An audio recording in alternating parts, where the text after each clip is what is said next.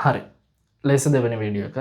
පළවෙනි වීඩියෝ එකේදී අපි කතා කරා ලේසර් වල ඒක වර්ණ සහ සමචාරී කියන ගතිගුණ දෙක ගැන.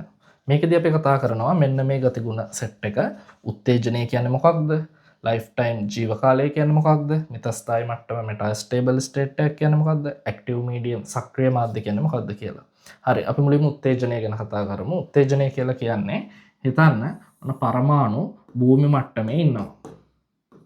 ස්ථායිව සාපේක්ෂව භූමි මට්ටමක ඉන්නකොට එයාට බාහිර ශක්ති ප්‍රභවයකින් අපි ශක්තිය ලබා දෙනවා.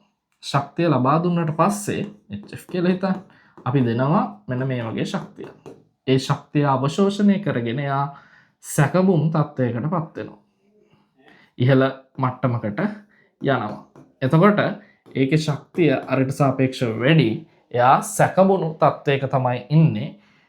එතකොට අපි දෙන්න ඕන ශක්තිය මේ මට්ටම් දෙක අතර ශක්ති මට්ටම් දෙක අතර ශක්ති වෙනසට සමාන ශක්තියක් දුන්නාම ඒ ශක්තිය උරාගෙන එයා ඉහළ සැකබුම් තත්වයකට පත් වෙනවා. එක්සයිටඩ් වෙනවා. ඒකට අපි කියනවා උත්තේජනය කියලා.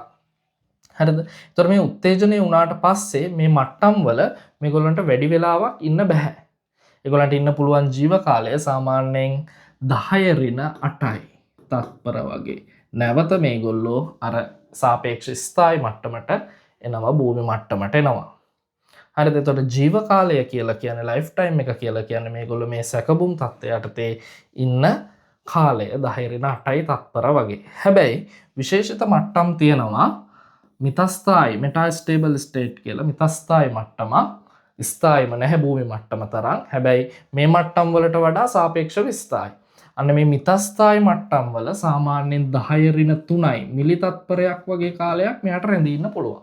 ඒක 10 ඍණ 8ට සාපේක්ෂව විශාල කාලයක්. එතකොට මිතස්ථායි මට්ටමක ජීව කාලය 10 ඍණ 3 තරම් මිලි තත්පරයක් තරම් විශාල කාලයක් ඉන්න පුළුවන්. ඒකට අපි කියනවා මිතස්ථායි මට්ටමක් කියලා.